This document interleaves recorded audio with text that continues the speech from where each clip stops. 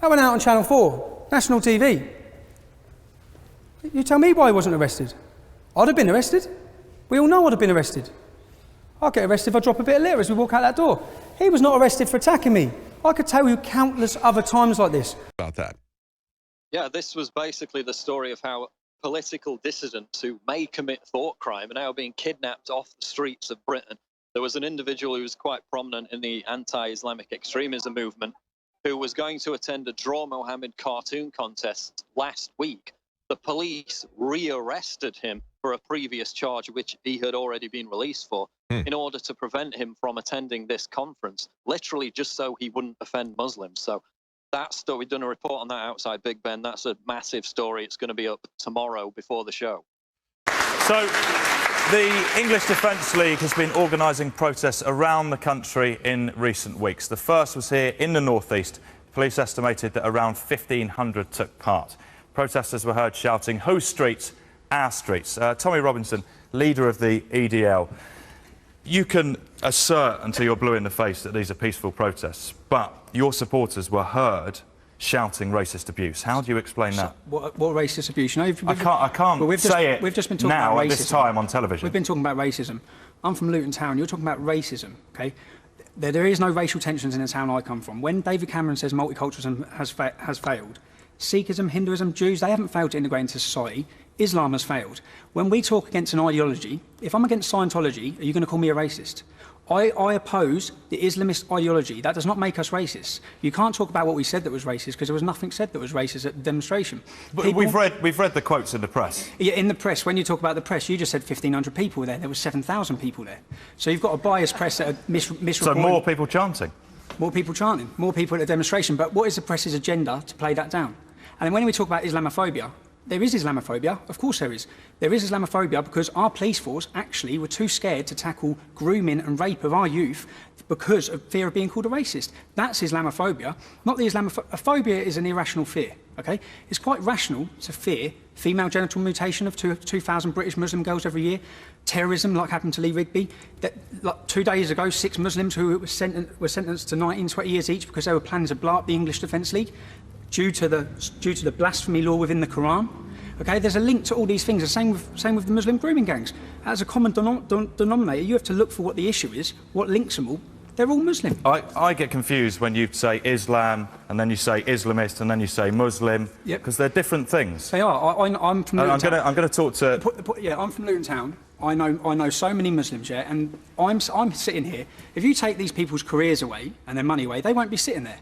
I'm a volunteer, okay? There's nothing stronger than the heart of a volunteer.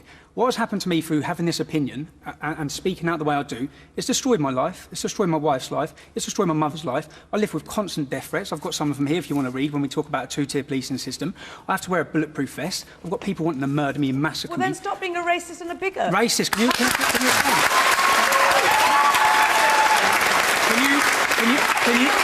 Can you please explain one thing I've ever said? I am a British citizen. I was born in this country, and I do not spout off rubbish like you do. Okay? No, what am I saying that's rubbish? I haven't got death threats. Do you know why? It's because I'm a nice person. Please explain. If you talk against Islam, you'll have death threats. Please explain what I've said that's racist. Please explain. Response to Nazis turning up on the streets with you. A message to Anjem Chowdhury. We, the English Defence League, we will contest your kind as our forefathers did. At this stage, not really much of a mention of Islam, because we're opposing Anjem Chowdhury and his group. That's it. That's our tactics. Now we have Nazis on the streets. We need to let them know they're not welcome. On the first Birmingham demo, 5 Nazis were got put on the coach with us. One of them gave a Hitler salute as he got on. It kicked off when he got to the top of that coach with Luton's lads, yeah? So you have to realise, which I'll show you a video in a minute, where all his friends are talking about this fight that incurred, yeah? And it's a fight that incurred because we don't tolerate that. We would not tolerate that extremism coming from our community, but we see it tolerated in many communities. Now, when we set fire to the swastika, not many other groups have done that. Not many other groups have really put it on Nazis. When this happened, I had a phone call from a man called Nazi Nick, a German. You can all Google him, yeah? I had a phone call and I was told to hand over the control of the English Defence League, hand over the websites, hand over this. I didn't know who he was. I told him in no uncertain terms that it was not going to happen. We had an argument on the phone. I had highlighted myself to some of the world's most feared Nazis. I didn't know who this man was. Only later, my friend, when I was telling him about this Nazi Nick, some fella from Germany, he said, "Do you know who he is?" I said, "No." He said, "He tried to overthrow the South African government." That's when I thought, damn, well, I just put it on him. Definitely feel there's more tension in the air now that we're walking through here. Yeah, of course. Luton's a very divided town. You were here when you walked through. I was the leader, mate, I was. That's racist. No, it's not, Bob, no. Why do you think it's racist?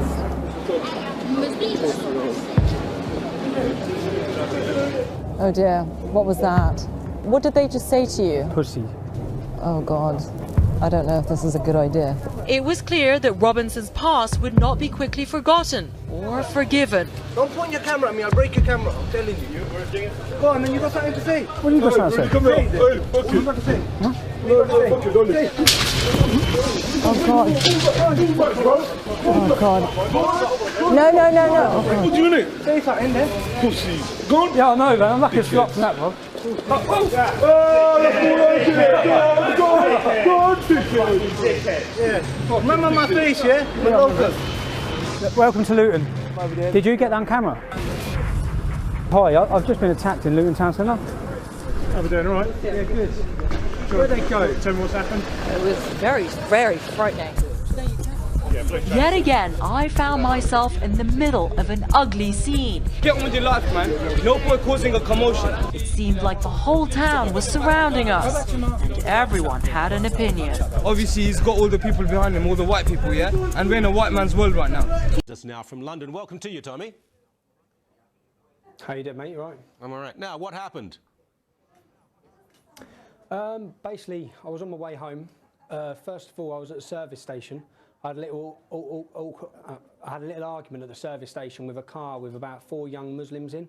They were shouting me out the window. We had a verbal exchange. I didn't think anything more of it. The police are now looking down the line that it was something to do with that car. That was a white Astra. But then as I was approaching, coming out the back end of Luton, I had a car flashing me over, and my battery had just died. My battery died about half hour before, and the last thing my wife had messaged me was, "Where the hell are you?" Yeah, because I wasn't home yet. And then I was on my way home. I had a black Safira Fashion Me, which is exactly the same as what my wife drives. I looked in the wing mirror. It had a girl driving it. I pulled in. I got out, and as soon as I got out, literally, an Asian lad dived out of the passenger seat, and I could tell by his mannerisms exactly what was going to happen. I could tell exactly what was going to happen, and it did happen. Me and him started fighting, and another couple got out of the car. And I got beaten up. I was knocked unconscious. And next thing I know, some fella was waking me up who pulled over when he saw what was going on. And that was pretty much it. Did they say anything while they were doing this? It's about 2 weeks ago. Right. They did. There's been a lot of rumours here. There's been a lot of rumours floating around. The reason why a lot of rumours have floated around is because when I was in hospital, I turned my phone on. I literally got 2 or 3 text messages before the battery died again, and then I was in there for 8 or 9 hours. So the rumour mill went wild as to what was said and what happened, what my injuries were, where I was. But the first thing the fella said was, this is for our mosque. Now, locally in Luton, we've been battling against a mega mosque. The local Islamic community bought a bit of land for £1.5 million off our council. We fought against that because the council had promised the land for affordable housing for our community. Now, 2 days before, the day before or 2 days before, I'm not too sure, this attack, they found out that they are not getting that land and they are not getting that mega mosque, which would have been one of Europe's biggest Shia mosques. And they got the information they weren't wanted. So that's what the man said, the first thing he said, which our newspapers have failed to report locally. Our newspapers have also failed to report that this is a the police are treating this as a racially motivated attack. In our local paper, they put there is no motive as to yet. Now, when I spoke to the police have got it down as a racially motivated attack. So that shows you the selective journalism we're up against, the media campaign we're up against. They won't even report that it is a racist attack. And the country's most secure and worst prison in Britain. I went to Wood Hill. Anyone can look it up. You can look it up yourself. It's a maximum security prison. I went there for a mortgage fraud charge, which is not right. It doesn't work. It's unheard of. When I went there were 6 Muslims in there who were in there. And bearing in mind, I spent time in this very same prison in 2012. Now, when I was in the prison in 2012, everything had to be locked for me to walk anywhere. Yeah? When I go in this time, I'm put straight out. And I'm sitting there thinking, I know what's going to happen here. What's going on? What's changed from 2012 to 2014? The threat against me has got worse. We know that there's more people that want to kill me now. And the wing they actually were putting me on, which they were trying to put me on, held 6 Muslims that were doing 30 years in prison because they were caught with guns, bombs and IEDs on their way to kill me. So that they were in there for trying to kill me, and the prison officer actually opened up my door and said, "Do not leave this cell, your life depends on it." And I knew then I was in big trouble. And I knew then people were pulling strings in order to let them have an opportunity to get me. And now as we're talking through, we all remember September 11th. I think everyone should remember where they were on September 11th. I was at Luton Airport on my apprenticeship. I remember everything. And then I remember getting a phone call again about Luton sixth form from a friend who was at the sixth form. That's the age I was at. I was probably 18, but going back to then, saying that Muslims were cheering and celebrating. A lot of these things may sound unbelievable. Yeah? When I then went to my local shops in my estate, I see Magnificent 19 posters across the estate, yeah, glorifying these people. On the first anniversary we saw in my hometown of Luton, imagine this is your town where you live. You've got posters glorifying terrorism. You've got billboards. As you walk up your street, the billboards are now painted over. Anything showing a woman's flesh is covered up. This is all to fit in with Sharia. And it's from certain sections, a minority, but a dangerous minority within the town. I want to take you through, and I want you to try and understand, as me growing up, the changes I'm seeing, they're not for the good, okay? They're not for freedom. So this will just show some posters.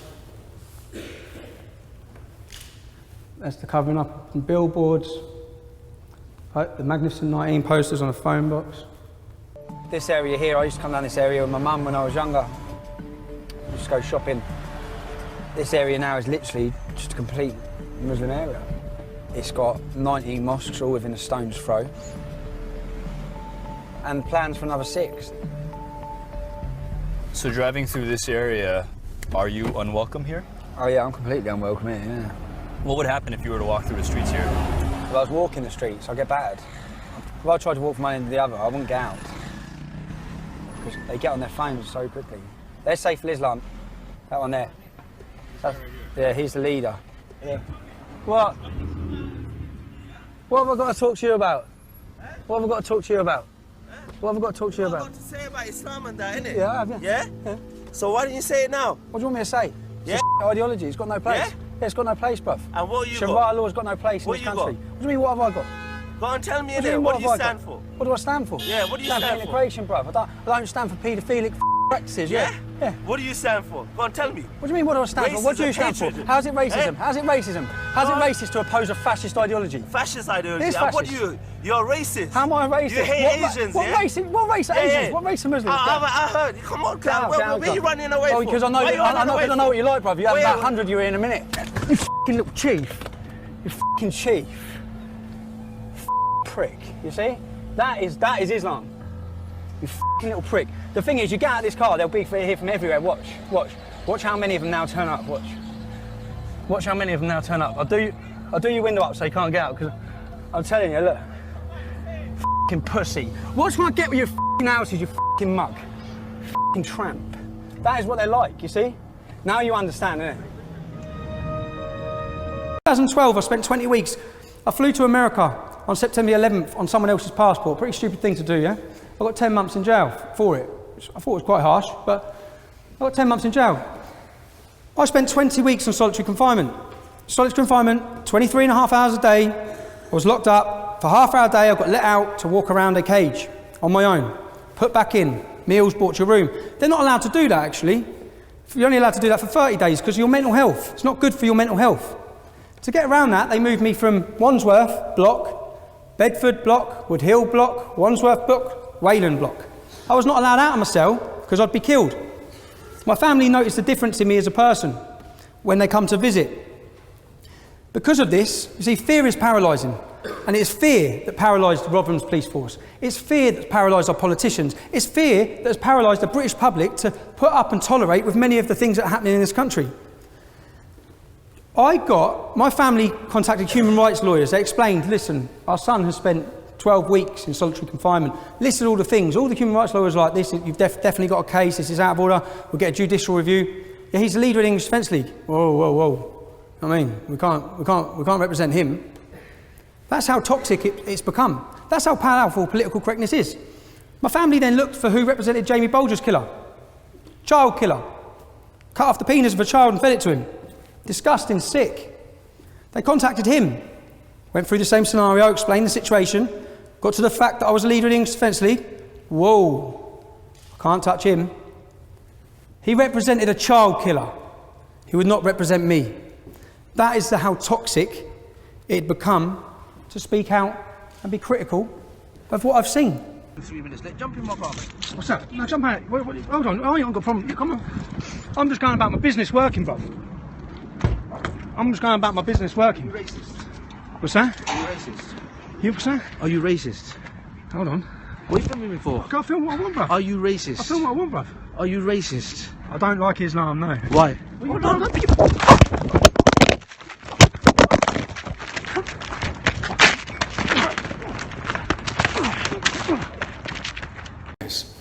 I always meet my friends outside. I can't have family to live with me because it's too dangerous. I live in... See, this is 2014 in the Borough of London. 2014. Do you know what it's like to see a grown man brought to tears? Do you know how many families I meet that are brought to tears in Luton and towns like that? The reason why I'm showing you these videos, I want you to understand this is real life. This is not made up. When we're talking about issues and the reason why we're passionate about these issues, we're not making it up. And at the same time, he's the first to say the vast majority of Muslims are not involved in this in any way. But there is a problem. The reason why I met him, I've been talking to him for 5 years. A lot of people then with the English Defence League, they don't go to the police anymore in towns like Luton. They contacted us to talk about the issues, talk about what's happening with their families, how they're feeling persecuted, etc. I went to meet him because he's moving to Israel, because he feels he has to move to Israel if he wants to be safe. His only crime is that he's Jewish and he's living within a Muslim ghetto. Let's talk about Cologne. Well, it's not just Cologne though. New Year's Eve. It took 5 days for the BBC to start reporting on it. But New Year's Eve, 100 women. Some of them raped, some of them robbed, some of them scarred for life after firecrackers were stuck down their tops. One girl had her knickers ripped off her as she walked through the city centre. So, by a group of 1,000 men. 1,000 Arab Muslim men who are refugees. The police officer on the scene, 8 of them were arrested, said they were refugees. Okay? But yet now, the German politicians and the press are coming out saying, we have no idea who they are. I'll put this article up there, yeah? They have no idea who it is, but it's not refugees. Well, if you don't know who it is, how do you know it's not refugees? It's Arab Muslim men. And what we've found out now is that this didn't just happen in Cologne. It happened in Stuttgart. It happened in Frankfurt. It happened in Dusseldorf. It happened across Germany. And I'd like to say it's not just Germany. It's like 100 women, 40 women in Stuttgart, terrorised. And Germany are coming out and their politicians are saying, we're shocked at what has happened. Shocked? Why are you shocked? Well, everyone's been telling you what's going to happen. They're coming from countries where if a woman commits adultery, they dig a hole in the floor and smash rocks at them. They believe in their own countries that their own women are property and they're allowed to beat them. So why are you shocked when they come to our countries, yeah, when you invite them, Angela Merkel, into our countries, you invite aggressive, young Muslim men into our countries and they act, this is the most frustrating thing, you give these men clothing, you give them housing, you give them food, you give them shelter. We are paying for that. Well, you give them everything they need. And they go out and they mob up and they attack women. They attack dozens and dozens of women on New Year's Eve. They beat them, they rape them and they rob them. After everything that's been done. Why are they doing that? They're doing that because they're already taught that that women are second rate, but our women, non-Muslim women, are scum. They're prostitutes, they're slags. You've invited these people with this mindset and this hatred towards our countries and our women, and where are the feminists on this issue? 1,400, and look across what's happening, 1,400 girls in Rotherham were raped by Muslim men. Across Europe, Sweden has the second highest rape rate in the world. Sweden, Malmo, Blonde-haired women are dyeing their hair black because they're being dragged off the street and beaten and raped. In Oslo, 100% of the violent rapes in 1 year were Muslim men. 90% of all the rapes in Oslo that year were Muslim men. That means if we didn't invite Muslims into our country, there would have been no violent rapes in Oslo that year. Okay? So when Donald Trump makes statements like he says, there are reasons. And as we can all see now, with what's happening in Cologne, it frustrates me so much because we've been trying to warn this. I believe that one of the victims who's been attacked by 30 Muslim men, she said her and her friend were surrounded by these Muslim men who groped and ripped and abused her and sexually abused her. She was one of the people welcoming the refugees. Wake up. To understand, you have to understand the mindset and the ideology and the countries these people are coming from. You don't see a woman in these countries. You do not see women. It's just men. They're forced in the house. When they do come out of the house, they're covered from head to toe in tents. You don't see them. And then all of a sudden you bring them men into our westernised countries and you let them loose on the streets. And then you start scratching your head when they're acting like animals, raping our women. It's a high time that Europe wakes up. The main reason why we're trying to prevent, and if I sound angry, I'm passionate about this issue, we're trying to prevent this happening. This is coming to the UK. In fact, it's already come to the UK. One English girl has been raped already by 5 Syrian refugees. We've had Syrian refugees blowing themselves up and killing 130 people on Paris. The blood's on all your refugee welcomes hands. It's not on our hands. We're trying to warn and foresay and say what's going to happen. The next year, the EU predict up to 3 million more Muslim men are coming to our continent. We have to wake up. This has to stop. And if it's going to be happening, people have to show a resistance to it. Pegida have been doing that. Angela Merkel says that Pegida have hate in their hearts. Angela Merkel has hatred in her hearts. Hatred in her hearts for our culture, for German people, for her own race. She has hatred in her hearts. It's her fault. All these women who have been attacked, that's her fault. It's her government's fault. And what's the local mayor's solution to this? To start telling women that they have to cross the road if they see a man. Well, that's not how Europe works. That's not how it's going to work. Women should not be... The German officials now coming out saying that Cologne city centre at night is a no-go zone for women. Why? Well, because you've invited all these hostile Muslims into the country who want to attack them under the guise of diversity. It's insane. It's insane. And so, I'm sorry if this is going on as a rant, but everyone has to start waking up. You can't talk about humanity. I had women say to me, it's a humanitarian crisis. Yeah, well, my humanity stands with European women who are going to fall victim and be raped across Europe like war booty. Because that's what happens, you see, when Muslims go to war. That's what's happening with ISIS. That's why Yazidi girls are being taken slaves, because they're allowed to. It's all justified 14 times by the Quran. They can take non-Muslim, whatever the right arm possesses, they can take non-Muslim women as sexual slaves. That's what's happening in Germany. That's what's happening in Rotherham. That's what's happening in Malmo. That's what's happening across Europe. Okay? We need to get organised. We need to get organised in Germany. We need to get organised. We need to get organised. We need to all organise. It's no good if you're sitting here, you're watching this and you feel as angry as me and frustrated as me. There's no point in not doing anything. All we're asking as organisations, there's many organisations now like Pegida across to Europe. Every country's got a representative organisation. All we're asking is you stand with us. You walk with us in silence. You show that you're against what's happening. Because we have to show we're against it. Because our politicians are not stopping it. The police. Did the police turn up and protect the women in Cologne? No, they didn't. They didn't. They stayed away. They stayed away. How could the police deal with a mob of 1,000 young Muslim men? That's 1,000. Angela Merkel, you've let in 1 million. You've let in 1 million.